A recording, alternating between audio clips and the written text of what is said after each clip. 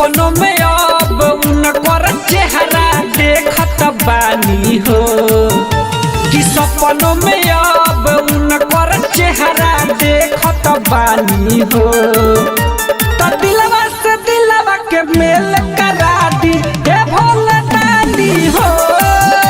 तो दिलवा से दिलवा के मेल करा दी हे भोला दानी हो।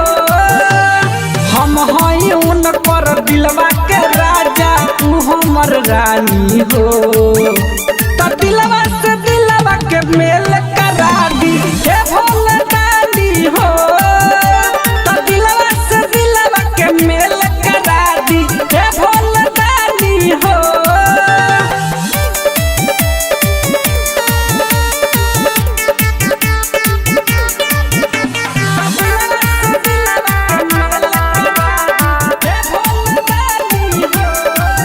अपनवनी जैसे रौरा पार्वती माई के तनी फेर देती मोती उनका बाप भाई के।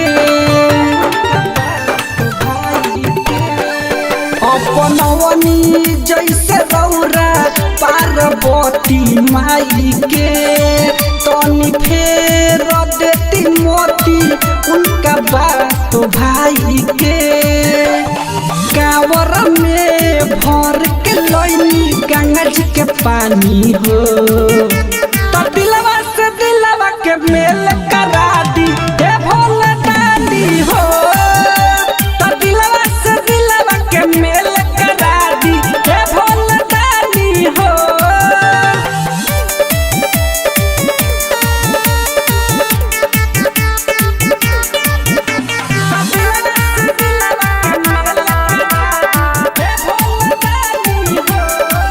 राइटर जाने दम चंचल के अर्जी कॉली ना कबूल हमरा खातिर उहे बाड़ी बाबा गुलरी के फूल।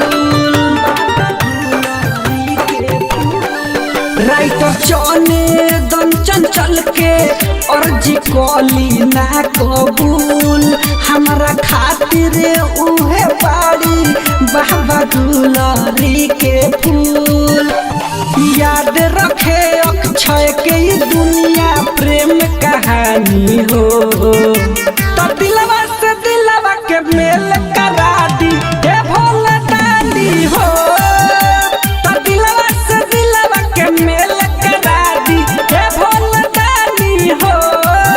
Mix by Chandan Pandey.